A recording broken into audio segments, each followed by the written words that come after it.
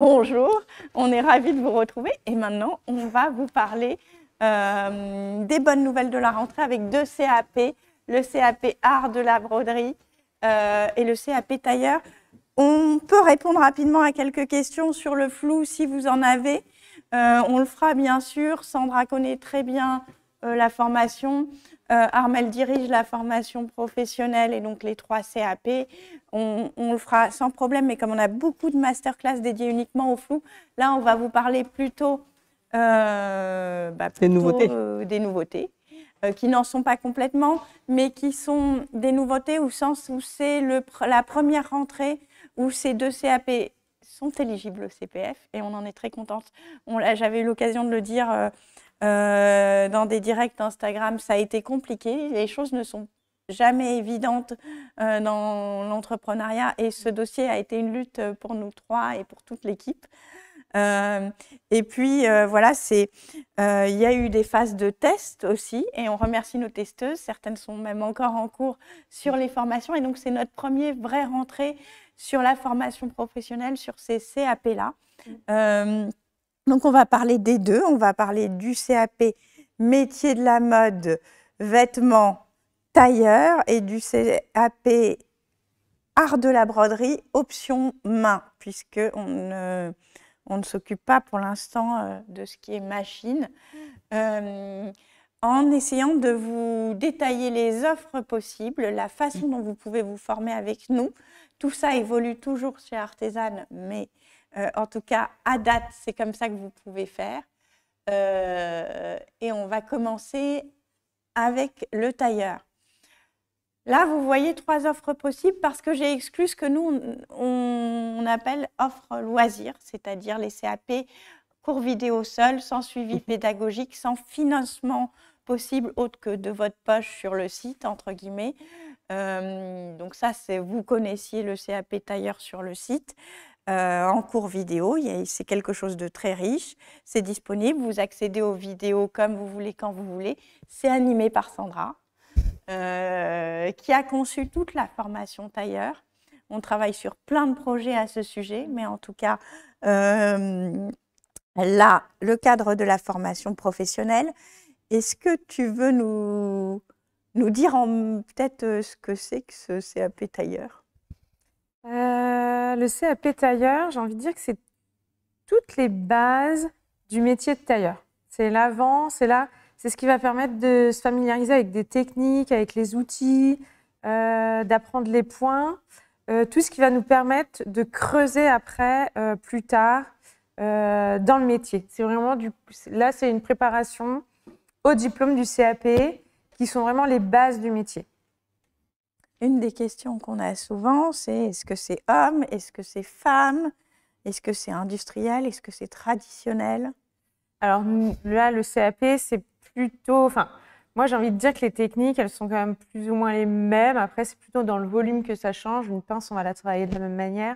Après, on va travailler plus en matière épaisse pour l'homme. Et encore, maintenant, la mode, elle est quand même... Enfin, c'est assez mixte.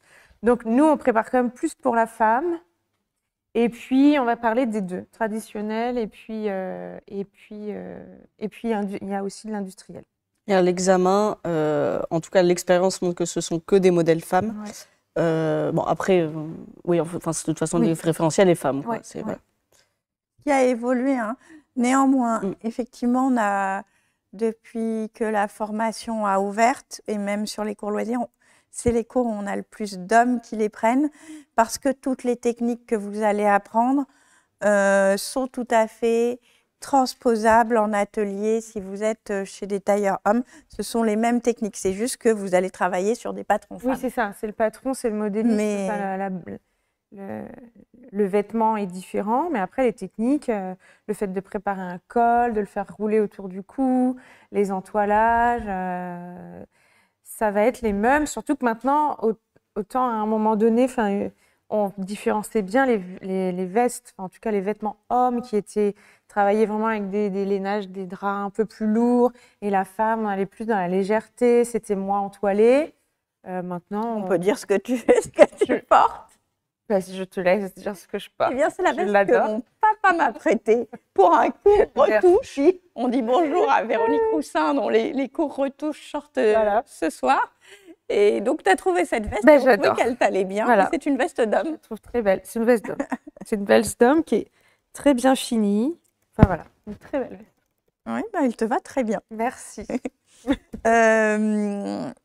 Donc, toi, tu es costumière de formation. On Oui. sait que les costumières ont souvent une sensibilité très tailleur, parce qu'il s'agit vraiment de sculpter le vêtement, de sculpter les épaisseurs. On va en reparler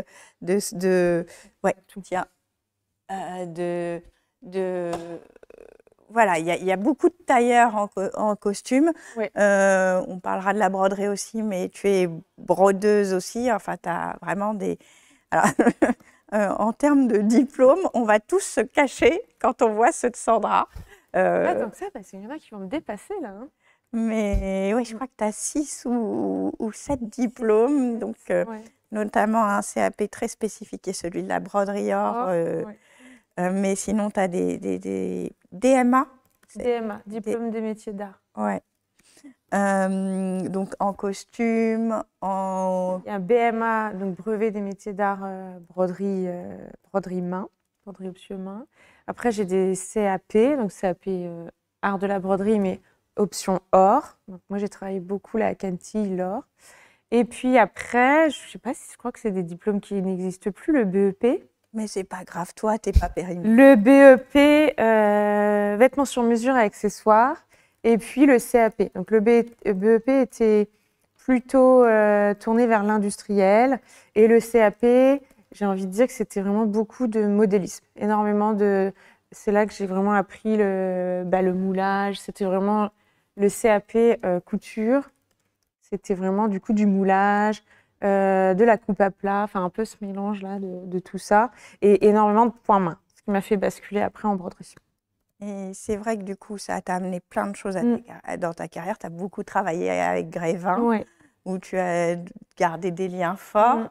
Mais tu as aussi cette sensibilité qui te pousse à transmettre et à vouloir toucher à tout. C'est ça, je suis un peu curieuse aussi. Ouais. Et c'est pour ça que c'est un bonheur, je pense.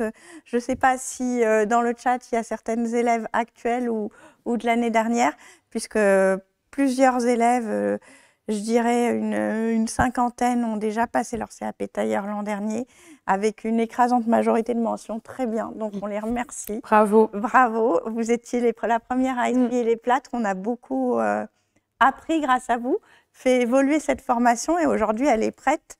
Donc, il y a plusieurs possibilités. Soit vous voulez être 100% en distanciel, comme c'est souvent le cas quand vous vous formez chez nous. Et dans ce cas, 2 options. Soit vous avez eu votre CAP flou et vous n'avez pas envie de repasser l'EP1. Et donc, vous avez une option sans EP1. Soit vous n'avez pas votre CAP flou et on se reparlera des prérequis. Parce qu'on attend quand même en tailleur un bon niveau de couture et les prérequis sont donc quand même un peu plus lourds qu'en flou. C'est un CAP qui est plus difficile, ou en tout cas, il faut avoir les bases du flou pour pouvoir se lancer. Dans la plupart des cas, on ne va pas faire de généralité. Mais dans ce cas, il y a une formule EP2 seule. C'est ça, Armelle. Et ça, c'est du 100% distanciel. Donc EP2, c'est tout ce qui est atelier. Hein. C'est ça. EP2, parce que oui, c'est ça. C'est des preuves vraiment pratiques. Donc c'est ça. On a pour ceux qui ont déjà le flou, ils peuvent se concentrer uniquement sur le P2 et ça, ce sont nos 2 formules qui sont 100% à distance. Et après, j'enchaîne sur la 3e formule, qui est donc le cursus atelier. Donne-moi cet ordinateur, je veux voir le chat. Non, le chat est à moi. Bon, il va falloir que tu le supportes, c'est comme ça. Le cursus atelier, c'est une formule mixte, donc vous avez à la fois du distanciel et du présentiel. En fait, vous avez le distanciel de nos autres formules et en plus de ça, vous avez 4 heures de présentiel par mois avec Sandra. C'est quand même pas mal. Ce qui est quand même exceptionnel en réalité quand vous entendez son parcours. Je vais miser. Et donc, c'est ici dans nos locaux à Paris. C'est un mardi par mois. Alors, toutes les dates, vous les retrouvez sur le site. Je vais vous remettre le lien. Et c'est 8 élèves par an. Donc, c'est une session qu'on fait cette année qui démarre au 16 octobre. Pour s'inscrire, c'est maintenant et l'offre est déjà disponible sur le site du CPF. Et donc là, il faut pas tarder. Oui, c'est maintenant. Tu dis 8 places, mais il y en a déjà plus 8, puisqu'il y a déjà des dossiers en cours. Tout à fait. Qu'il n'y en aura pas plus que 8, parce que c'est vraiment... Bah voilà, Sandra, elle n'a pas un temps extensible et elle veut pouvoir vous suivre, etc. T'es contente d'avoir des élèves en vrai? Ah oui, je suis très contente de voir les élèves et de pouvoir discuter, échanger, toucher, enfin voilà, l'idée, c'est que tu vas vraiment pouvoir suivre les élèves dans leurs devoirs et dans la réalisation de leurs devoirs pour pouvoir les accompagner sur le geste. En fait, l'idée, c'est que même s'ils ont des niveaux différents, enfin, ils avancent différemment, ils ne sont pas au même module. C'est ça, Armalin. L'idée, c'est qu'elles viennent avec leurs vêtements avancés et qu'on travaille ensemble, qu'on débloque des choses. Mais là, ils sont tous au même module. C'est ça. Voilà. Bon, c'est pour ça que j'avais un doute. Après, peut-être qu'il y en aura qui vont un tout petit peu plus vite. Ou voilà. Oui, voilà. Mais l'idée, c'est vraiment de venir avec son travail. C'est ça. L'idée, vous avez 4 heures pour avancer sur votre travail. Mais Sandra est là pour vous aider dans votre travail, pour vous faire des démonstrations d'un geste si vous n'êtes pas sûr de l'avoir bien compris. Enfin voilà, en fait, c'est un peu... L'idée, c'est bien aussi de voir comment partager un atelier. Oui, vous avez la chouette, c'est quelque chose qui te tient très à cœur. Et je pense que ça vaut le coup que tu en parles et à nos élèves de flou, anciens. Pourquoi c'est important? Pourquoi c'est important? Parce que déjà, c'est bien, comme je rebondis sur ce que disait Marie, il y a un partage et c'est chouette de pouvoir partager et avancer ensemble, en fait. Il y a vraiment un partage et de comparer aussi. Alors, quand je dis comparer, c'est vraiment pas dans la compétition, c'est vraiment de comparer les techniques et de voir que, ah oui, c'est vrai que c'est pas mal pour cette veste-là, elle l'avait fait comme ça, je vais tenter. Enfin, je trouve qu'on apprend mieux à plusieurs. Il y a la curiosité, il faut être curieux. Mais il y a aussi le partage de l'espace qui est très important et qu'on n'a pas... Moi, j'ai un peu appris à coudre toute seule dans mon coin, justement, un peu au confinement. Et c'est vrai que c'est génial. On a notre surjeteuse, on a notre machine, on va à la presse quand on a besoin d'aller à la presse. À l'atelier, c'est pas ça. La journée se profile, se programme dans ce partage. C'est-à-dire que si quelqu'un occupe la presse, il faut savoir s'occuper ailleurs. On ne va pas rester à attendre son tour. Non, il faut continuer à avancer. Donc en fait, la journée, elle va se construire comme ça. C'est un peu le cas dans les centres d'examen et souvent ça vous désarçonne au flou. Et il faut vous préparer à ça parce qu'en fait, si vous avez envie d'aller travailler en atelier ou de faire des stages en atelier ou des choses comme ça, c'est ce qui va vous arriver, c'est normal en fait. Parfois, on va de partager une presse. On va se retrouver à travailler même sur un bout de table parce qu'il n'y a pas... Moi, j'ai fait des trucs des fois sur des bouts de table. Après, on peut avoir une machine pour 4 personnes, 4-5 personnes. Donc, dans ces cas-là, il ne faut pas non plus perdre de temps. C'est aussi pour ça, on va faire du point main, si jamais... Enfin, il y a des choix qui sont différents. Et même pour le passage à la presse, voilà, c'est bien de savoir comment ça se passe quand on est plusieurs dans un atelier. Donc, vous vous rendez compte que là, en termes de formation professionnelle, et on parle de choses qui sont éligibles au CPF, alors c'est aussi le tailleur est déjà, on peut déjà le retrouver sur France Travail. Broderie, on fait les démarches, mais ça va être très rapidement aussi disponible pour un financement France Travail. Et après, vous avez financement éventuellement employeur. Donc ça, dans certains cas, ça fonctionne. Et puis personnel aussi. Voilà. Et alors, quant aux OPCO, si parmi vous, il y en a qui ont des projets professionnels et qui veulent en parler à leur OPCO, c'est à vous de faire la démarche pour nous faire référencer, notamment auprès de l'AFDAS pour les intermittents du spectacle, etc. Il y a des budgets qui peuvent être débloqués. On est référencé en flou. Si vous voulez que ces formations soient référencées et les faire financer, contactez votre AFDAS ou votre OPCO. Donc l'AFDAS, c'est celle des intermittents du spectacle, des costumiers notamment. Je sais qu'on a parfois des demandes. Donc voilà, le 100% distanciel va être éligible au CPF à partir du 23 septembre. Alors c'est ça, le 23 septembre, les offres donc CAP tailleur EP1, EP2 ou EP2 seulement et CAP broderie 100% distanciel seront disponibles sur le site du CPF. Alors, n'hésitez pas à vous signaler dès maintenant, en fait. Oui, on a déjà une liste de l'adresse. personnes qui... Alors, le lien, j'ai déjà mis. Ah, bah, mais c'est parce que j'ai pas acheté au Oui, Cannes. non, mais je te vois qui essaie d'anticiper, mais moi, je fais mon travail. Non, mais en tout cas, je vous conseille de vous signaler dès maintenant, de prendre un rendez-vous d'information, par exemple, avec Francesca ou Émilie qui sont dans le chat que j'ai croisé. Et Gaëlle, pardon, comme elle vient d'arriver, j'ai oublié, pardon. Donc, qui sont là pour répondre à vos appels et répondre à vos questions. Et après, comme ça, on note que vous êtes intéressés et on vous enverra le lien directement le 23 septembre, c'est ça, pour que vous soyez au courant les premiers. Donc voilà, n'hésitez pas à vous signaler parce que si vous commencez, l'idée n'est pas de vous harceler, nous on vous enverra, on vous préviendra de l'ouverture et c'est tout. Ce sera à vous de prendre la suite. Mais l'idée c'est qu'il y en a beaucoup, on a été prévenus assez tardivement de l'éligibilité CPF, il y en a beaucoup qui veulent commencer dans les zones de la rentrée et quand il y a le CPF, il y a un délai de 15 jours de rétractation.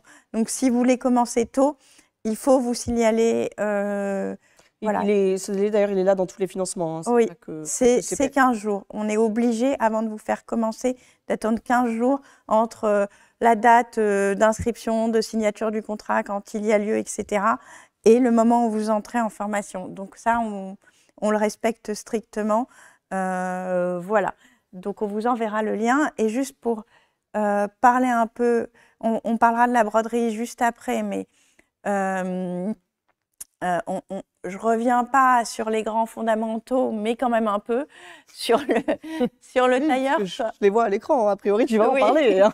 Sur le tailleur, comme sur la broderie et comme sur le flou, on prend vos inscriptions aussi de la même manière, sur le même agenda. Le principe, c'est que vous avez un accompagnement personnalisé. Donc, Sandra et peut-être quelques autres professeurs, selon le nombre d'élèves, vont vous suivre. Les autres professeurs pouvant être des professeurs que vous avez vus ce soir et qui suivent déjà des stages tailleurs, etc. Tu suis les élèves sur la plateforme, sur le rendu des devoirs, tu les corriges, tu es intraitable, tu les renvoies faire des points main. J'évite au maximum, mais c'est arrivé, ça arrive.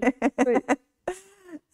Non, mais ça se fait avec beaucoup de chaleur, beaucoup de douceur, mais beaucoup d'exigence aussi, parce que c'est ce que vous attendez de nous, qu'on vous pousse un peu plus loin que le niveau du CAP, on va le dire, parce que souvent, si vous êtes là en reconversion ou même pas en reconversion, mais en tout cas avec l'envie folle de faire un CAP tailleur alors que ce n'est pas votre métier originel ou votre formation originelle, c'est que vous avez un réel intérêt.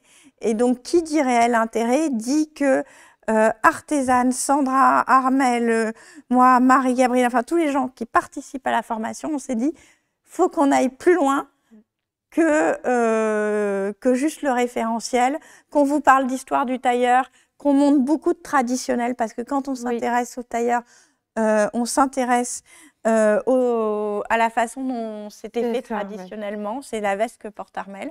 C'est un énorme morceau.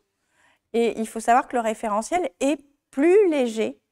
Oui, on va un peu plus loin. Justement. On va un peu plus loin, mais parce que souvent, c'est ça qui vous passionne aussi. Les gestes mains, les entoilages, c'est ça qui vous donne la curiosité du tailleur. Mais lève-toi, lève-toi. Oui, on parle de nous, tes petites alors, épaules. Parce que dans la formation, bon, alors il faut savoir que Armelle fait beaucoup de sport, donc on l'avait fait sur mesure. Armelle a modifié les bras. Armelle ne rentre plus dans sa veste. Non, mais ça, c'est le bodybuilding. Hein. Non, mais plus sérieusement. Non, elle me va toujours. Non. Je me sens pas oui, ça va. En fait, voilà, vous allez apprendre voilà, le col, il enveloppe vraiment, il est en un morceau. Et il enveloppe vraiment le cou. On va parler des revers de col. J'ai l'impression d'être à téléachat. C'est horrible. Donc, on a le revers de col. Voilà, on a une veste avec des jolies têtes de manche. Voilà, tout ça, c'est entoilé. Si vraiment il n'y avait pas l'entoilage, on aurait quelque chose d'un peu léger et mou sur une veste. Là, elle est vraiment structurée. Et on le voit sur la table parce en fait, on va tout vous avouer, on a perdu notre demi-veste qui nous permet de vous montrer l'intérieur de la... Et que Marie-Gabrielle n'étant pas là, on est perdu. Voilà, on est perdu. Et donc, on ne peut pas vous montrer l'intérieur de la veste, mais on va quand même vous montrer un peu des fournitures tailleur dont il y a besoin pour construire l'intérieur d'une veste. Là, c'est un tapis de poing. Oui. Donc, vous allez apprendre beaucoup de points main avec des numéros. De points main, puisque c'est vraiment une sculpture. C'est une sculpture. On va sculpter cette veste sur le corps. Donc ça, c'est la traditionnelle. Évidemment, il y a l'industrielle qui, elle, c'est plus dans la coupe. C'est dans la coupe, dans le montage et dans les entoilages thermaux. Vous allez travailler aussi sur d'autres pièces que la veste. Oui. Enfin, vous allez faire donc la traditionnelle et l'industrielle, donc tous les types d'entoilage. Mais aussi, vous allez voir différents types de montages que l'on trouve en tailleur. Et différents types de matières, c'est-à-dire que vous avez tenu à travailler par exemple le lin, parce qu'il n'y a pas que les lainages en tailleur. Et il y a tout ce qui est costumes, vêtements d'été, enfin plus légers, qui vont être en lin. Le lin est beaucoup travaillé en tailleur. Là, il est magnifique, ce gilet, il est très moderne, on adore cette coupe courte, etc. Mais avec l'insert si délicat de ce passepoil, et ce qui a fait suer. Oui, mais c'est tombé à l'examen. Donc j'étais toute contente parce que je pense qu'elles ont été très réussies. Je suis sûre que nos élèves ont fait de belles... On va zoomer, mais elles sont des boutonnières passepoilées et elles sont particulièrement petites et tu les avais faites avec du lin. Donc tu es une vraie sadique sous tes airs angéliques parce que le lin, ça s'effiloche. Mais vous voyez comme elles sont petites et délicates. Pour l'examen, nos élèves ont réussi à faire de belles... Et les mentions très bien non plus. Voilà. Des belles boutonnières. Voilà, on a les passepoils, on va travailler aussi les formes. Là, on est plus en arrondi. On va travailler aussi le pantalon. Oui, le pantalon avec la fameuse... avec des ceintures selon les techniques tailleur. Donc, vous voyez, c'est magnifique. Là, c'est très propre. Regardez cette doublure, voilà, entièrement doublé. La brague, hop, c'est très joli, c'est magnifique. Alors, je ne sais pas pourquoi il n'est pas... pendant qu'on observe la braguette, je propose que je fasse une petite pause pour répondre à quelques questions plutôt pratico-pratiques. Vas-y. Alors, on me demande déjà l'intitulé du CAP tailleur sur le site du CPF. Je ne sais plus si j'ai le droit ou pas de mettre le lien direct, donc je vais vous expliquer comment la retrouver. Je crois je ne suis pas sûre. Donc et on n'a pas du tout envie de perdre notre éligibilité au CPF. Je ne vais pas faire d'erreur. Le plus simple, vous cherchez couture tailleur. Ensuite, le site du CPF va vous demander si vous cherchez du présentiel ou du distanciel. Il faut mettre présentiel, même si c'est mixte. En l'occurrence, il faut choisir présentiel. Et après, il va vous demander la zone. C'est pour le cursus atelier. Oui, pour le cursus atelier. La zone, il faut vous indiquer Paris et vous mettez dans un rayon de... Alors, vous pouvez mettre n'importe quoi, mais mettez 10 km, comme ça, ou plus, peu importe. Et là, vous recherchez et vous allez voir... ça s'appelle préparation au CAP couture tailleur, cursus atelier. Et il y a écrit artisane juste en dessous. Donc, c'est ça qui vous permettra de savoir que c'est la bonne.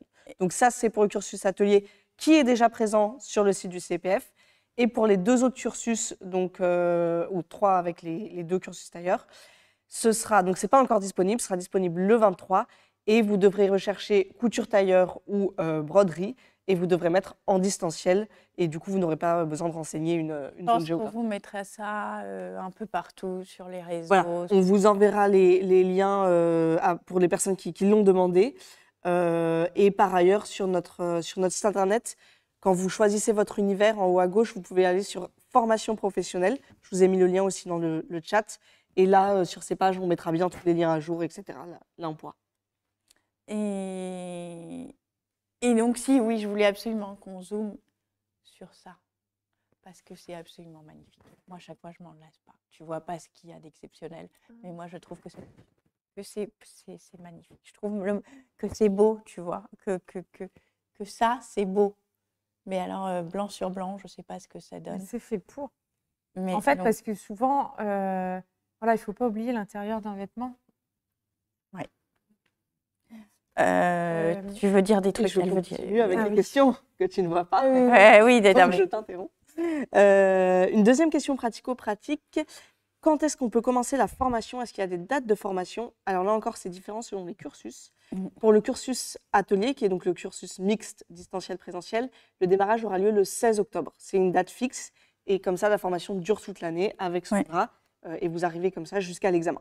Quant aux dates, parce que ça démarre le 16 octobre à distance et les dates, les 4 heures par mois sont communiquées dans la description sur le CPF. C'est ça. Sur le site du CPF. C'est pas le 16 octobre, vous ne verrez pas Sandra en chair et en os. Je crois que vous l'avez voyé début novembre. Une fois par mois, c'est ça, ça commence début novembre et c'est le mardi de 13h à 17h pour toutes les sessions présentes.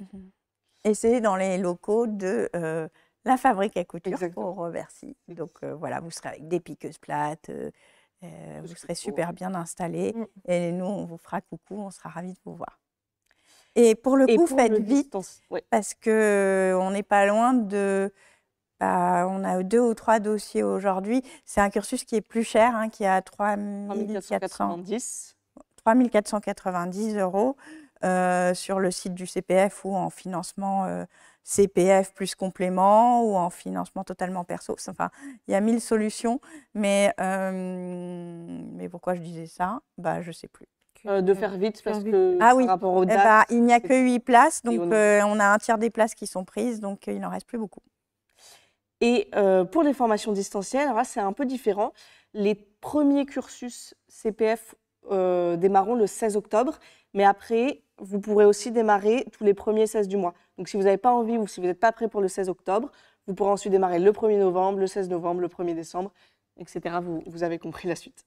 Et l'une des questions qu'on nous pose aussi, c'est est-ce que c'est pas tard octobre? Non, c'est pas tard octobre si vous avez déjà soit un très très bon niveau de couture, et ça on va se reparler des prérequis, soit vous avez passé un CAP, donc flou, donc vous n'allez pas avoir le P1, ça va quand même beaucoup vous alléger les choses, donc c'est tout à fait jouable d'être grandement prêt. On a Sarah qui a commencé beaucoup plus tard l'année dernière à réviser. Je me souviens que c'était après le CSF et qui a eu mention très bien. L'année d'avant, elle avait eu son flou. Donc oui, c'est tout à fait possible. Laure a commencé, je ne sais plus, Laure, je ne sais pas si elle nous suit ce soir, mais Laure aussi, elle a commencé assez tard, en janvier, non? Alors, j'ai plus du tout la date exacte, mais c'était pas dès septembre. Et puis, ça dépend aussi de votre disponibilité, mais en tout cas, c'est largement faisable. Et octobre, vous êtes tout à fait dans les temps. Et effectivement, le fonctionnement, c'est par module. Pour ceux qui ont passé le flou, vous connaissez ce fonctionnement par module, c'est-à-dire qu'on vous débloque à la fin d'un module. Vous pouvez enchaîner.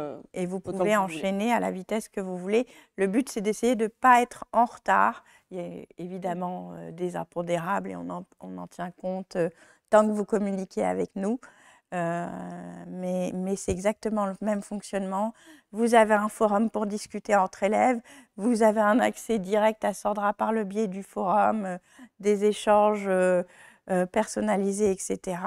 Donc tout ça, c'est si vous avez d'autres questions sur le fonctionnement de la plateforme, n'hésitez pas. Mais en tout cas, pour toutes les personnes qui connaissent déjà le flou, c'est un peu le même mode. Et tu avais d'ailleurs une ou 2 années corrigé le avec flou. Marie. Avec Marie, oui, en duo. Et enfin, on a des inquiétudes sur les centres d'examen. On nous demande s'il y en a dans tous les départements ou pas. Alors, on n'a pas la liste exacte. Et en broderie, on ne sait pas encore trop, parce qu'on n'a pas encore eu vraiment de vrais retours élèves sur le sujet, on ne sait pas exactement. Ce qui est sûr, c'est qu'il y en a moins qu'en couture floue, donc vous pouvez être amené à vous déplacer voyager, un petit peu plus loin. C'est un peu la contrainte. Et il faut se dire que plus il y aura d'élèves, plus ils ouvriront de centres aussi. C'est ce qui s'est passé sur le flou. Néanmoins, on ne va pas vous mentir, on ne les connaît pas à l'avance. Les académies s'organisent comme elles peuvent pour rendre les choses rationnelles. Ce n'est pas toujours idéal, mais disons que c'est quelque chose où il faut peut-être anticiper d'avoir des déplacements si vous êtes dans des régions moins couturières, on va dire, ou moins brodeuses. Est-ce qu'il y a d'autres questions? Je crois que j'ai fait le tour. Alors, on va se parler de la broderie aussi, parce que c'est vrai qu'il y a plusieurs masterclass d'information sur le CAP tailleur. On en a fait une en juin, etc. On n'a jamais parlé de la broderie. Non. Parce qu'on l'a lancée en loisir, qu'elle a été en test en formation pro. Oui. Donc, nos testeuses, on les embrasse. Je ne sais pas si elles sont dans le chat. Alors, il y avait Magali, mais qui a dû partir. Il y a aussi, je crois qu'Alabama est là. Il y a Marie. Et si j'en ai loupé, je m'excuse. Mais il y a plusieurs testeuses qui sont là. Ingrid, je ne sais pas. Je ne crois pas l'avoir vue, mais j'ai peut-être loupé. Alors, broderie. Donc, c'est le CAP Art de la broderie, option main. Oui. On voit dans l'agenda que vous êtes ravis, que ça ouvre aussi à l'éligibilité CPF. Ah oui, j'avais oublié de vous parler des prix, mais c'est pas grave, vous les voyez affichés, je vais les laisser. Mais donc, broderie, c'est toi, mais pas seulement. Et je sais que ça te tenait très à cœur. Parce que toujours dans le fait que c'est bien d'avoir plein de sons de cloche et on a tous, la broderie c'est très vaste, il y a énormément de techniques et on a tous toutes nos facilités ou nos préférences ou notre amour pour un domaine ou pas. Cette broderie elle couvre plusieurs techniques, donc en majorité le Lunéville. La broderie Lunéville c'est la broderie au crochet, donc en fait souvent c'est une chaînette qu'on fait. Et souvent on brode sur l'envers, c'est-à-dire qu'on ne voit pas le travail, on va poser les perles, les paillettes, les tubes, tout ça sur l'envers. C'est une broderie qui est normalement, qui est donc assez rapide. Et ça va être Marie-Laure qui va vous apprendre justement donc toute cette broderie-là, le Lunéville. Tu sais, avant que tu commences à parler, enfin tu as commencé, mais on va peut-être lancer la bande-annonce générale du CAP broderie dans laquelle on verra des images des 3 broderies. Voilà. Ça te permettrait... Oui. Et moi, je vais aller chercher tout à fait Lunéville en bas. Ah oui, on n'a pas de Lunéville. Ok. Donc, c'était une transition. Je vous laisse, je vais chercher moi des illustrations et j'arrive. Aujourd'hui, nous poursuivons l'aventure de la professionnalisation en vous préparant au CAP broderie. Nous avons réuni un collège de professeurs d'exception. Sandra, diplômée de l'école de Rochefort et brodeuse professionnelle, vous apprendra à monter et démonter votre métier, à reporter votre motif ou encore à broder de l'or. Marie-Gabrielle, diplômée des arts décoratifs et directrice artistique, vous apprendra à composer un motif. Marie-Noël Bayard, designer textile et auteur de nombreux livres de broderie, vous transmettra tout son savoir-faire en broderie traditionnelle. Et enfin, Marie-Laure, brodeuse en maison de haute couture, vous apprendra à maîtriser le crochet de Lunéville. Broderie or, broderie traditionnelle, crochet de Lunéville, vous aurez le savoir-faire au bout des doigts. Lancez-vous un nouveau défi avec Artesane et préparez-vous au CAP broderie. Ces cours sont disponibles en illimité, où vous le voulez, quand vous le souhaitez. Alors à très vite sur artesane.com.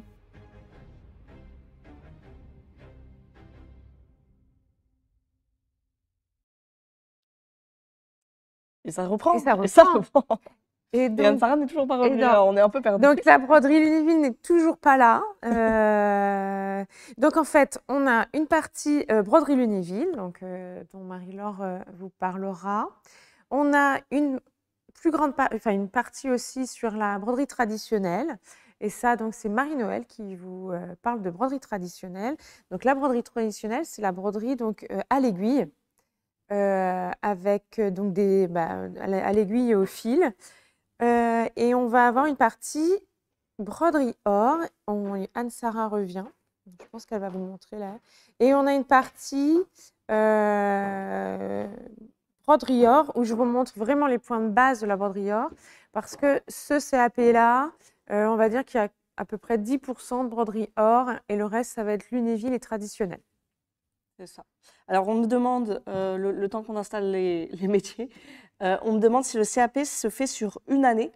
Alors, effectivement, c'est ça. En fait, les formations, donc formation tailleur, c'est 9,5 mois et broderie, c'est 9 mois. Et donc, vous démarrez le plus logique est de démarrer en septembre et donc d'avoir terminé courant mai-juin. L'examen a lieu en juin. Mais si vous pouvez aussi démarrer tout au long de l'année.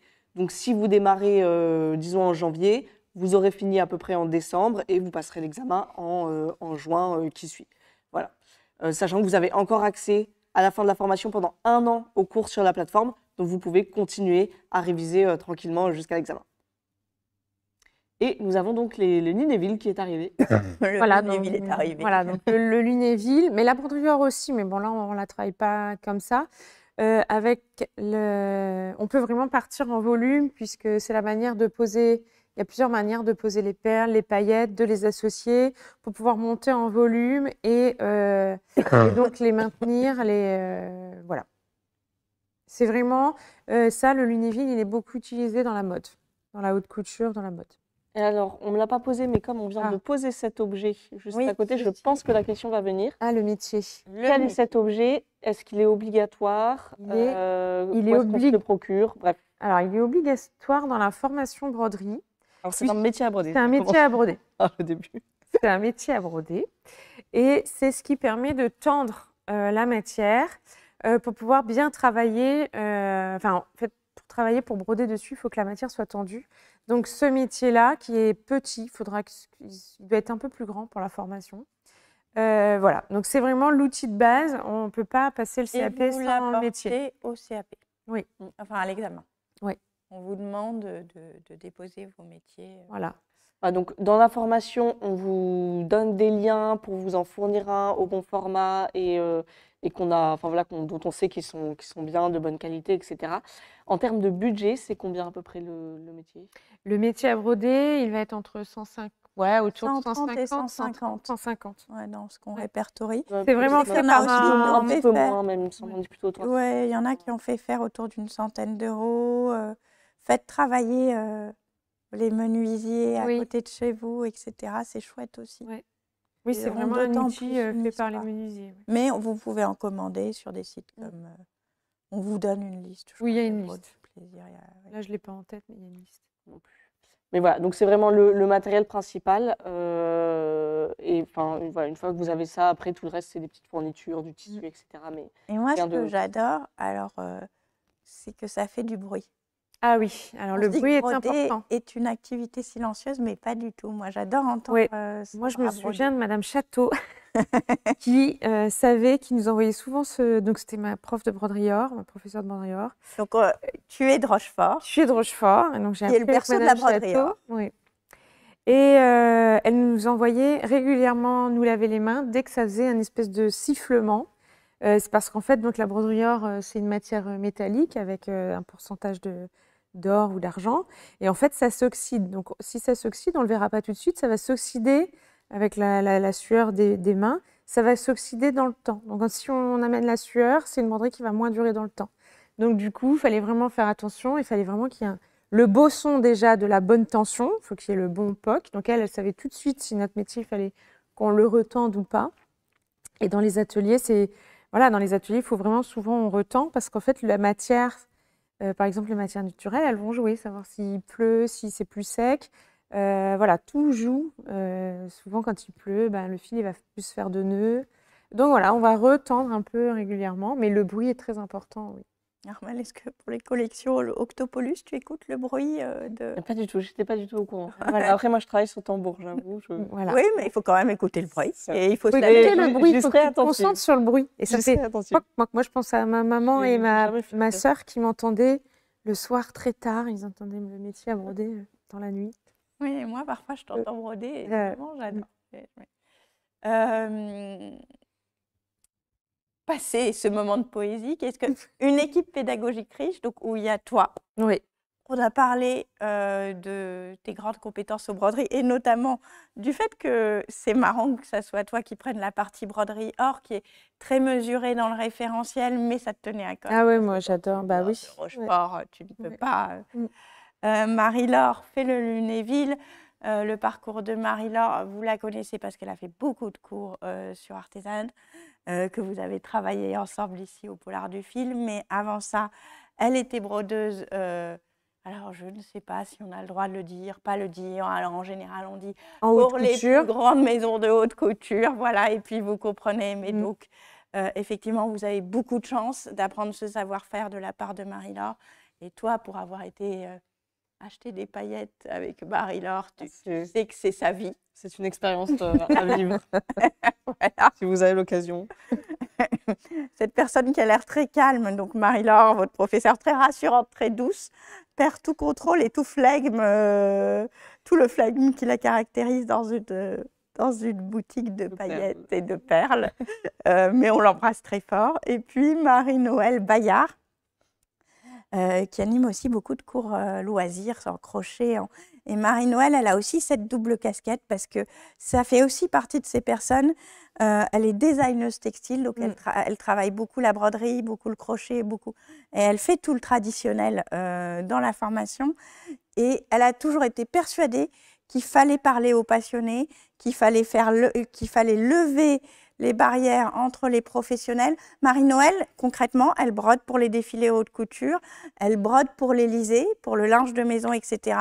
Et elle dirige le cahier Marie-Claire Idée de Do It Yourself. Toutes les explications, elle a écrit plus de 200 livres parce qu'elle se dit, c'est pas parce que je parle à l'Élysée, je pratique les savoir-faire les plus prestigieux qu'il ne faut pas que j'aille les enseigner à des gens qui sont passionnés et qui parfois le font juste pour leur passion ou qui peuvent même vouloir en faire quelque chose. Et donc, voilà. En fait, moi, j'aime l'idée que l'excellence n'est pas quelque chose de snob. Et je crois que c'est ce qu'on partage tous. Marie-Laure, Marie-Noël, enfin tout. Et c'est pour ça que, entre guillemets, vous osez parler, vous osez transmettre. Et c'est très important parce que la broderie, c'est encore quelque chose de très secret.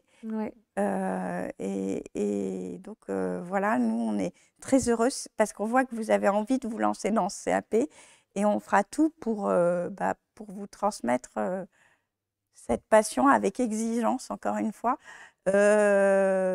Exigence, aussi, mais il y a des exercices. un suivi. Donc, comment elle marche la formation? C'est ce que voilà. on me demande aussi s'il y a un forum comme en couture, donc peut-être qu'on peut revenir en fait sur les différentes modalités de suivi. Donc, parce que on c'est va vrai que faire l'inquiétude, la plupart du temps, c'est je vais être seule devant mon écran. En plus, c'est quelque chose de pratique, ce sont des gestes.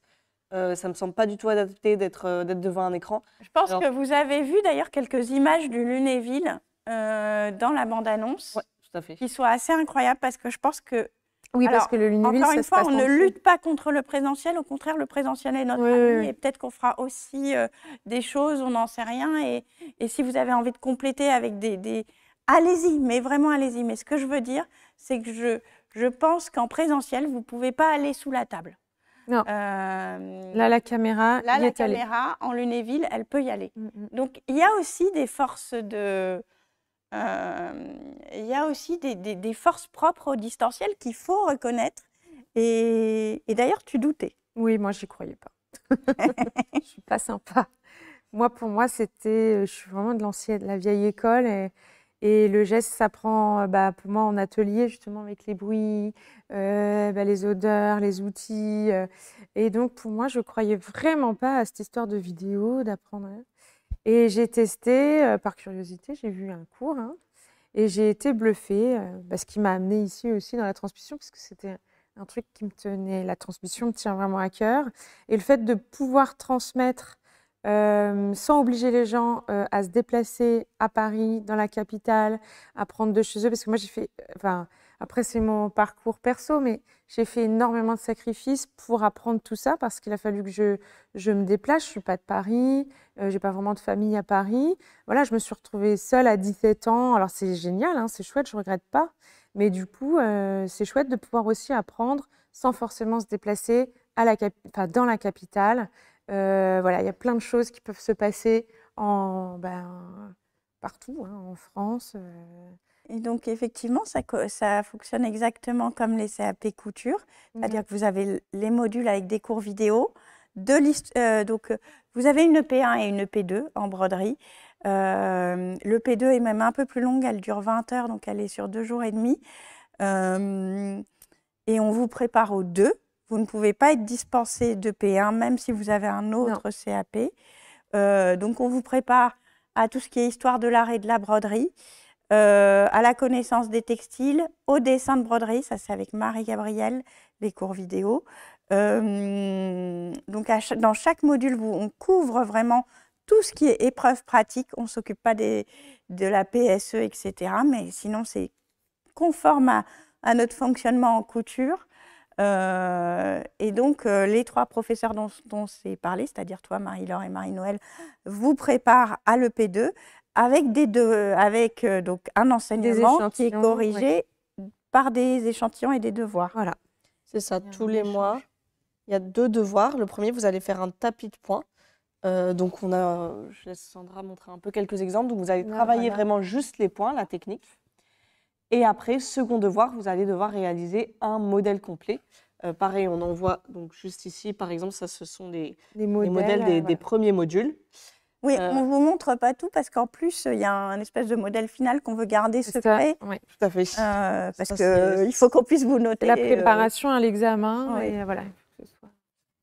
Donc voilà, donc ça c'est vraiment, le devoir c'est un peu le moment central du suivi et de l'évaluation. Peut-être tu peux nous expliquer un petit peu comment ça se passe pour les élèves? En fait, ça se passe par photo. Elles vont nous envoyer plusieurs photos, donc du projet final, du dessus, du dessous. Et là, nous, on va vérifier les longueurs de points, la tension du fil. Il faut aussi apprendre à suivre une gamme de montage. Donc, en fait, il faut vraiment respecter la couleur, le point demandé, l'emplacement du point. Et ça, c'est vraiment une habitude à prendre. Même pour l'examen et pour après, plus tard. Et du coup, nous, on va vérifier si tout ça est respecté. On va vous aider au mieux et faire nos retours pour améliorer tous ces points et la technique. Et on nous dit parfois, ah, mais comment vous pouvez voir en photo? En photo, c'est même pire. Ça ne pardonne pas une photo, surtout les photos qu'on vous demande de prendre. Donc, on est parfois même plus exigeant. Les ombres, elles sont plus marquées en photo. Les points irréguliers sont plus marqués. On va le voir tout de suite. Donc, limite, c'est même pas... C'est pas sympa. C'est pas sympa. Enfin, voilà, la photo, c'est pire que de voir la broderie en vrai. Et après, donc il y a ces moments, les grands moments de la formation qui sont les devoirs.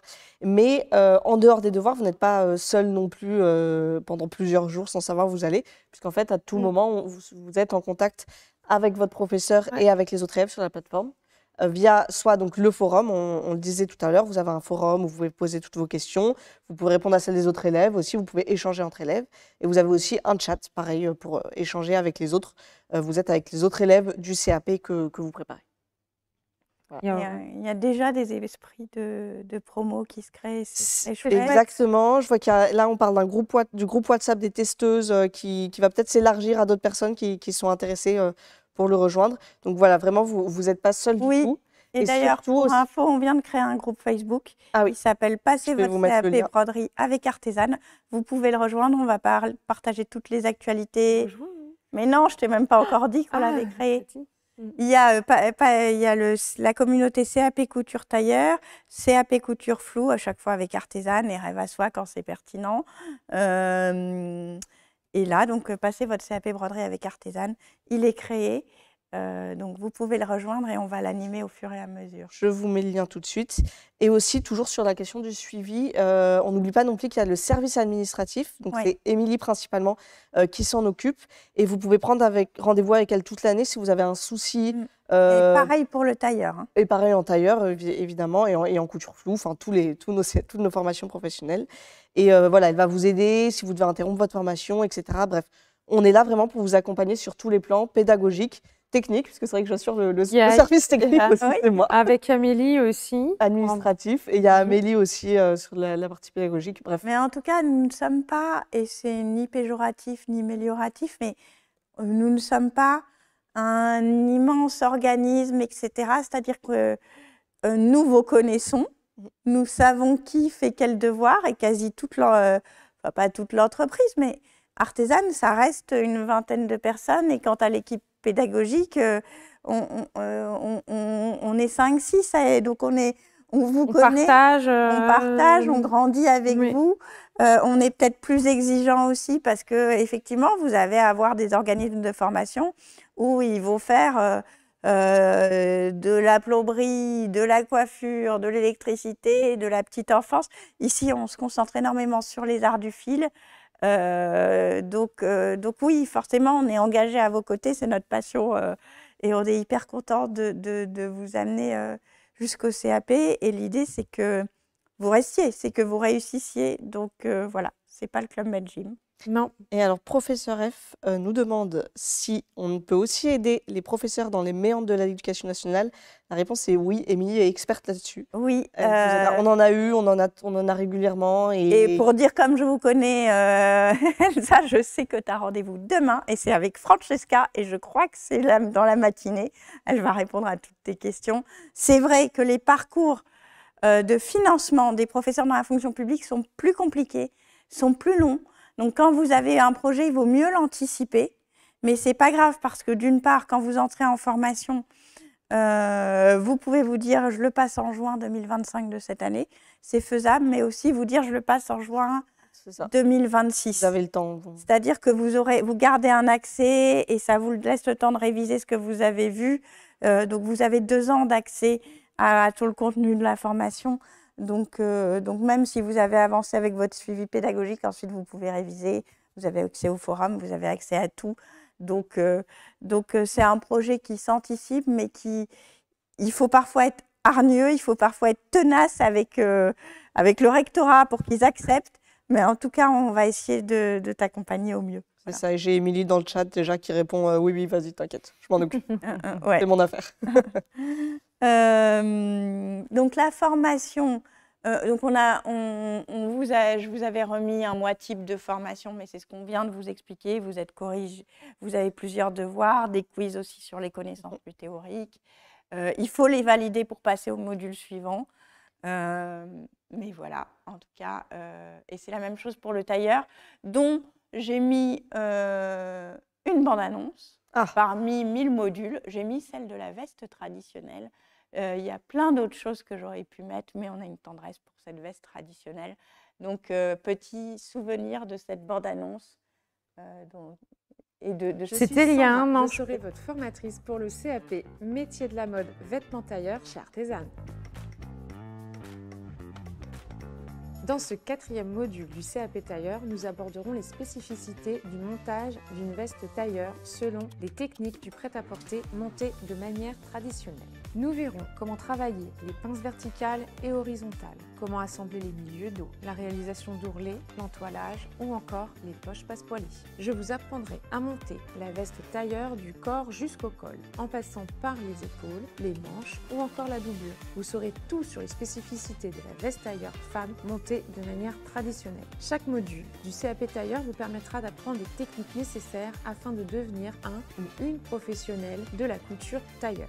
Ce cours est disponible en illimité où vous le voulez et quand vous le voulez. Alors à bientôt sur artesane.com.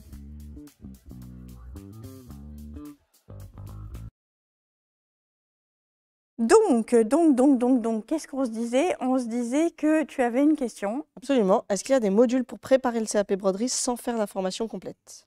Oui. Oui, il y en a, mais pas dans le cadre d'une formation professionnelle. Donc, si vous voulez faire la formation complète et financée et éligible au CPF, c'est dans ce cadre-là. Sinon, vous pouvez prendre les cours vidéo à l'unité avec les sujets qui vous intéressent. Et là, on va vous mettre le lien. Voilà. Je m'en occupe. Et donc, et alors, j'ai Marie choisir de faire que la partie broderie or ou que la partie Lunéville ou que sais-je. Marie me dit qu'on a oublié dans les professeurs Anne-Sarah, enfin toi, et Marie-Gabrielle. Oui, c'est vrai. Marie-Gabrielle, oui. C'est ça. Donc toi, c'est plutôt sur toute la partie textile et histoire de la broderie, etc. Et Marie-Gabrielle, toujours sur le dessin, donc dessin de broderie et dessin de style dans le cadre du tailleur. Oui, moi en général, vous me retrouvez soit sur ce qu'il y a du très haut textile, ça c'est bon, j'aime bien. Et puis l'histoire, c'est aussi mon autre dada. Marie-Gabrielle, c'est vrai que c'est important de la citer. Parce que déjà, elle donne pas que le cours d'art. Oui. C'est elle qui fait les modèles. Et c'est ça qui est intéressant, c'est que Marie-Gabrielle, son métier au quotidien, notamment pour les cours de broderie, mais tous, c'est de dessiner les modèles. Et quelle est l'épreuve de dessin au CAP? C'est de faire du dessin de motifs. Donc, c'est une partie de son métier qu'elle vous partage. C'est pas juste je suis professeure de dessin, donc je vais vous faire un dessin de broderie. C'est moi, en tant que dessinatrice de broderie, comment je fonctionne et quelle est la logique à adopter. Donc, c'est ça qui est passionnant aussi et où elle va peut-être un peu plus loin que les attendus, mais c'est toujours intéressant. Et c'est pour ça aussi que je tire mon chapeau à toute l'équipe pédagogique de tous les cursus de formation professionnelle, parce que c'est une chance immense, en fait, de vous avoir. Je vous remercie jamais assez d'avoir accepté de transmettre, mais des profils comme le vôtre, on n'en trouve pas partout. Et vous avez décidé d'être accessible à toute la France, même au monde entier, si on va plus loin. Mais voilà, avec des savoir-faire qui avant étaient enfermés, étaient réservés à Paris. C'est ce que tu disais tout à l'heure. Et donc, enfin, voilà, je vous tire mon chapeau et c'est vraiment une chance d'avoir l'équipe pédagogique que vous avez en tailleur et en broderie, en l'espèce. Je ne sais pas si vous mesurez, moi je mesure vraiment, parce que déjà ça a été difficile, vous, de vous convaincre, vous y avez cru, mais je veux dire qu'avant de trouver des Marie-Laure, des Sandra, des Marie-Noël, il a fallu 5-6 ans pour oser. Et voilà, vous n'en trouvez pas partout, il n'y en a pas des centaines en France, en fait, des profils comme ça. Je pense que ça se compte par dizaines, grand maximum, et sur certains savoir-faire, moins. Donc, voilà, vous pouvez les applaudir intérieurement derrière l'écran, parce qu'elles le méritent grandement. Et nous, on est bénis de travailler avec Sandra tous les jours. Parce qu'en plus de ça, parce que oui, on vous l'a répété que Sandra, elle avait brodé la robe de mariée de Céline Dion, mais elle nous raconte des histoires bien plus drôles que broder la robe de mariée de Céline Dion. Et vous imaginez même pas. Non seulement c'est passionnant, mais c'est souvent très drôle d'être en formation avec Sandra et de travailler avec Sandra au quotidien. Donc merci Sandra. Eh ben, contente de vous faire rire tous les jours. Alors, j'ai une petite question intéressante. Où trouver le référentiel de CAP broderie? Vous êtes beau, il faut le partager. Vous allez rire, il est magnifique. Oui, alors je mets le lien et je crois que vous n'êtes pas prêt à l'ouvrir, mais allez-y. Allez-y, parce que ça nous a demandé un petit peu de travail. Hein. Vous allez regarder la date de ce référentiel, qui est donc toujours celui en vigueur. C'est quand? C'est 1963. Non, quand même pas. Je ne crois pas. Attends. Il est tapé à la machine. Il est Paris le... Attends, j'ai pas la date. Il n'y a pas la date. Parce que les référentiels, c'est renouvelé. En tout cas, leur validité est renouvelée. Je me suis calée dans les 91. 91. Ah bon? Donc, j'étais née. C'est mieux qu'Armel. C'est vrai, j'étais pas née. Moi, j'étais née. Moi aussi, hélas, mais c'est tapé à la machine, oui. Voilà, il est là. Ça a demandé un travail à l'équipe pédagogique de l'interpréter, de le comprendre, parce qu'il y a des choses qui sont plus d'actualité, par définition. Il y a aussi des choses qui sont dites qui, dans les dernières annales, sont devenues un peu obsolètes. On le sait que la broderie or, il y en a beaucoup moins, mais il y en a. Donc nous, on ne prend pas le risque de ne pas en mettre. Et en plus, on trouve que pour des gens qui s'intéressent aux arts de la broderie, on peut vraiment tout mettre. Il faut le mettre. C'est trop bête de passer à côté. Et j'ai Bastien qui nous demande s'il y aura un cours Histoire de la broderie hors accompagnement CAP. Je me pose la question, parce que comme je suis obligée de le préparer pour la formation de façon écrite, je me dis il y a quand même beaucoup de choses qu'on aurait envie de commenter en vidéo, etc. Donc, pas impossible, mais plutôt pour premier trimestre 2025.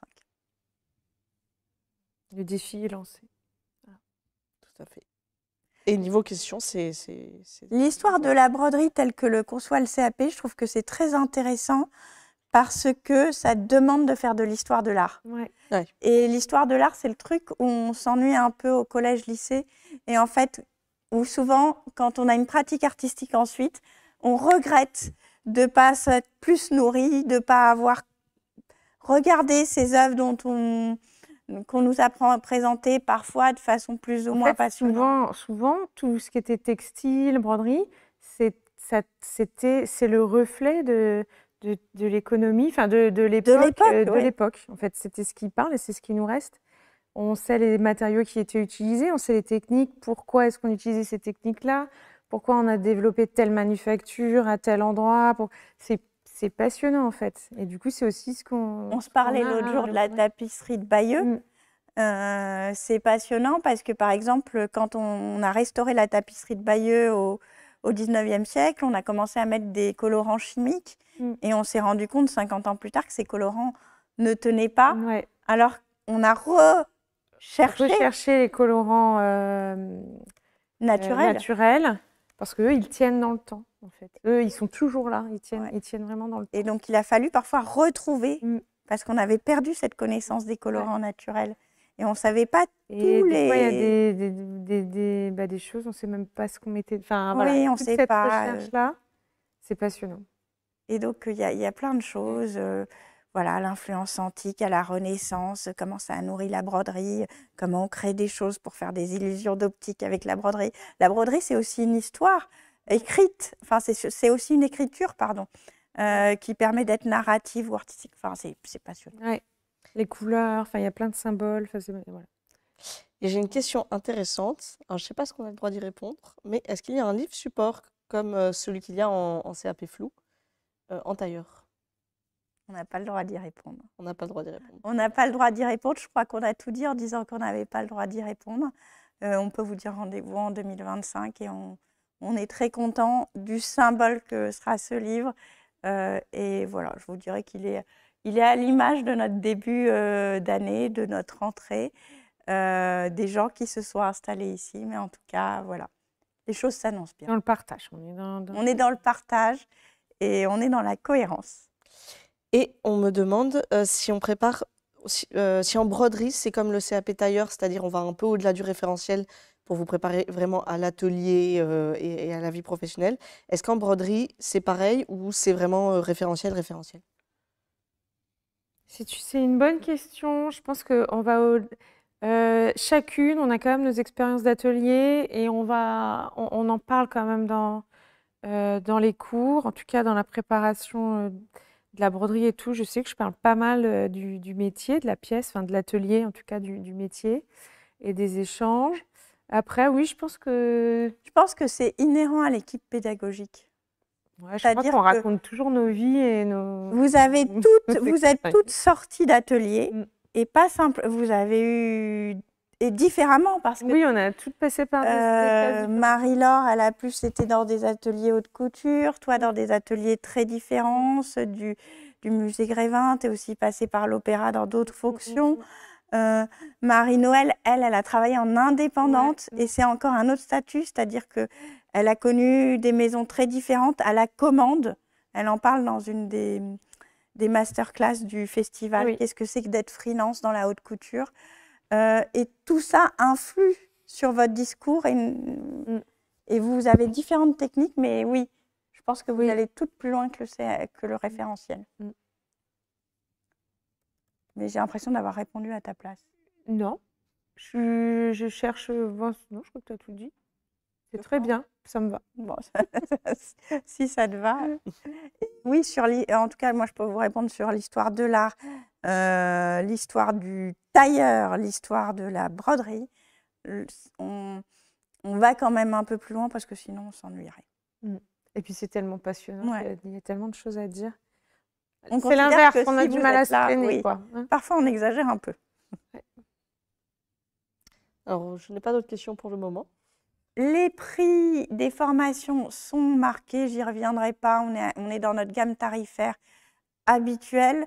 Simplement, le cursus atelier est plus cher, mais vous êtes quasiment, pas en cours particulier, mais presque 4 heures par mois avec Sandra, donc c'est assez logique. Voilà. Je ne reviens pas sur les financements. Est-ce qu'il y a d'autres choses à dire là-dessus? On s'est parlé de nos amis de la fac. Je vérifie que je n'ai rien oublié dans cette présentation. On a tout dit. Non, moi, je trouve qu'on n'a pas dit une chose importante, et sur le tailleur et sur la broderie, on n'a pas parlé des prérequis. C'est vrai, c'est tout à fait vrai. Qu'est-ce qu'il faut faire pour rentrer en formation? Parce que la formation professionnelle, on est obligé, nous, d'avoir des prérequis et de sélectionner les candidatures. Alors, je vais vous refaire la liste. En tailleur, déjà, il faut avoir déjà un niveau de couture bon. qu'on va vérifier de deux façons. Soit vous avez déjà le CAP couture floue, donc ça dit déjà quelque chose de votre niveau, et on vérifiera, on regardera quand même vos réalisations, puisqu'on vous demandera systématiquement d'envoyer des photos de choses que vous avez cousues.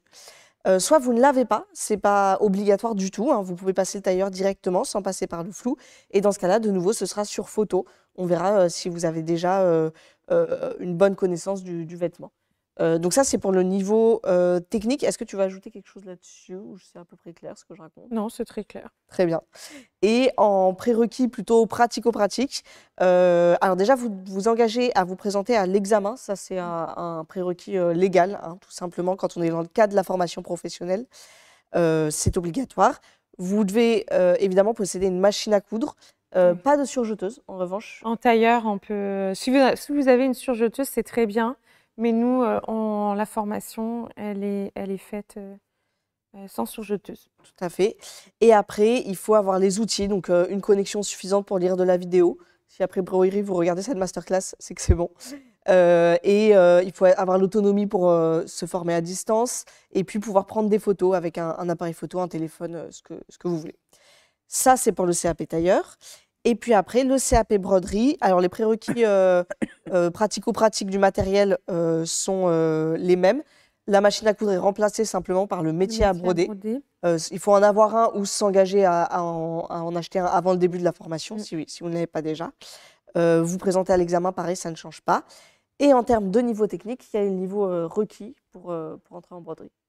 Tu me poses la question. Pardon, oui, non, mais j'ai la réponse, mais c'était pour varier les participants. Je peux y répondre.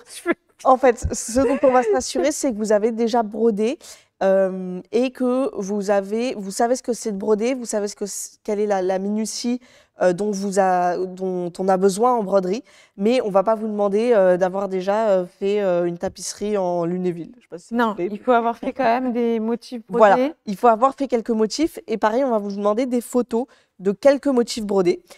Si vous n'en avez pas, on va pouvoir faire un petit test technique, on va vous proposer des motifs à broder.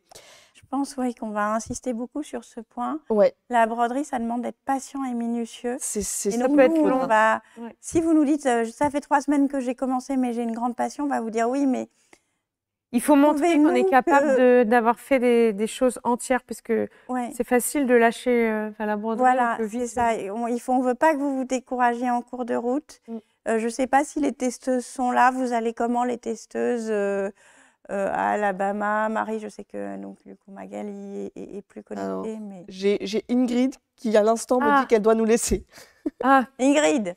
Car il faut qu'elle fasse son tapis de poing ce soir. Ah bah voilà. Ah bah voilà. Donc vous voyez, elle se sacrifie. Mais en tout cas, elles vont bien. Je les ai vues parler toute la soirée. Je crois que ça va. Elles m'avaient pas l'air. Elles ont l'air pas martyrisées. Ingrid est encore là. Est-ce que tu vas bien? Comment va ton tapis de poing? Dis-nous. Voilà. Mais non, ça se passe très bien. Je crois que le début de formation, elles sont. Et tu disais que tu étais épatée par tes élèves. Ah oui, oui. Le groupe est incroyable. Et dans l'application de la broderie, hein, vous êtes très, très doués. Et dans les échanges, en fait, c'est chouette. Mais on a appris des profils forum, il bouge, très différents en test. Ouais. Dans le rapport à la broderie, si elles en avaient beaucoup fait ou pas du tout, on a des profils beaucoup moins experts, mais qui étaient très motivés justement parce qu'on voulait tester. Et ça crée quelque chose de... Ouais, il y a une dynamique incroyable. Donc, on vous remercie, les testeuses, parce que, voilà, sans vous, il n'y aurait pas de formation aujourd'hui. Et on nous pose une question. Est-ce que les candidats du CAP flou, enfin qui ont passé le CAP flou avec nous, sont prioritaires pour avoir une place en présentiel? Alors, pour le coup, on n'a pas défini de règles là-dessus. Ce sera vraiment au premier arrivé. Si le dossier, si la candidature répond aux prérequis, ce sera... Parce qu'en plus, donc pour que je vous parlais du délai de rétractation, ça veut dire que toutes les candidatures pour le cursus atelier doivent être effectuées avant le 30 septembre, puisque ça s'ouvre au 16 octobre, et que le délai de rétractation légal est de 15 jours. Donc, on clôture, à la fin du mois de septembre, on clôture les candidatures au cursus atelier, quoi qu'il arrive. Ok. Je ne savais pas. Moi, les dates, tout. Ça a mis la pression à Sandra. Sandra n'a qu'un défaut, c'est les dates et les prénoms. Oui. Si vous appelez Marie et qu'elle vous appelle Jean, c'est normal. Voilà. Est-ce que vous avez d'autres questions? Est-ce que vous avez passé une bonne soirée? Est-ce que vous êtes en vie? Est-ce que vous êtes plein de projets comme nous? Dites-nous, est-ce qu'on a répondu? Est-ce que tu as bien remis le calendrier? Je n'ai pas le chat de la soirée. Le calendrier est épinglé. Si vous êtes sur YouTube, c'est la barre noire qui est juste au-dessus du chat. Et si vous êtes sur Facebook, c'est en bas du chat. Vous avez une petite épingle, il faut cliquer dessus pour prendre rendez-vous avec nous. Et j'ai une petite question alors, qui est plutôt sur le flou. C'est la différence entre le cursus guidé et le cursus encadré. Oui. Alors Francesca répond prenez rendez-vous avec moi. Effectivement, c'est une bonne solution. Mais déjà, il faut savoir qu'en tailleur et broderie, il n'y a pas la version encadrée. C'est vraiment la version guidée qu'on propose. Et cette différence existe en CAP couture flou. Et tu veux peut-être l'expliquer, Anne-Sara? Mais oui, encadré et guidé, aucun secret pour moi. Déjà, les encadrés commencent tous au 20 août et avancent au même rythme. On ne peut pas aller plus vite que la musique. C'est un module par mois, une centaine d'élèves, donc 100 maximum. Et la vraie différence entre l'encadré et le guidé, c'est qu'en encadré, vous avez à avoir des points d'étape qui doivent être validés pour passer à la suite au sein même d'un module, alors qu'en guidé, on vous corrige à la fin du module. Et au début. Et au début. Et le modèle final. Et donc, on vérifie vos points techniques. On peut être amené à vous demander de refaire, mais vous êtes libre de votre organisation à l'intérieur du module. Donc, si vous voulez aller plus vite, ensuite, vous pouvez aller plus vite. Voilà, mais dans les deux cas, vous avez des professeurs attitrés. Et il y a aussi le fait que le cursus encadré, c'est une session par an qui démarre fin août. Et en guidé, vous démarrez tout au long de l'année, tous les premiers et 16 du mois, c'est vous qui choisissez. Donc la session d'encadré, là, elle a démarré. Donc si vous voulez absolument l'encadrer, rendez-vous en août prochain. Et sinon, c'est forcément le guidé en ce moment. Voilà, et si vous voulez démarrer, on est quel jour? Oui. Nous sommes le 12 septembre. Là, c'est pour les inscriptions actuelles ont lieu pour le 1er octobre. C'est ça, c'est toutes dernières inscriptions du 1er octobre. Et Cynthia, qui posait cette question, a pris rendez-vous avec Francesca, donc elle en saura encore plus. Oui, et je fais des gros bisous à Émilie, Francesca et Gaëlle, qui sont surmobilisés pour vous répondre à tous les rendez-vous. Mais formidables aussi. Et formidables aussi, oui. Tu veux te faire disputer? Non. Sachez qu'on a très peur. Vu qu'on arrive bientôt au mois de l'anniversaire de Francesca, le 28 octobre, pensez à lui souhaiter. Ça va devenir compliqué ce mois-ci. Elle nous rappelle tous les jours. Oui. C'est le mois de Francesca. C'est ça. Halloween, il n'y a plus Halloween. Non.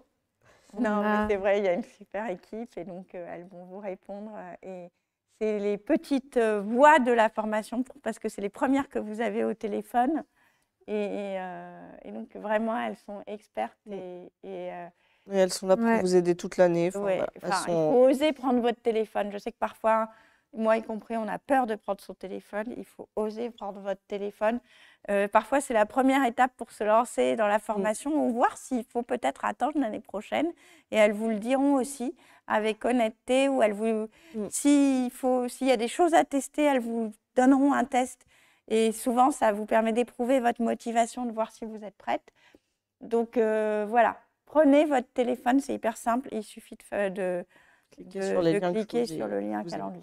Et si jamais, vraiment, le téléphone, ce n'est pas possible pour vous, c'est possible. Oui, dans ce cas, vous pouvez nous envoyer un mail sur formationpro@artesane.com. Je vais vous remettre le mail, je l'ai mis un peu plus haut aussi.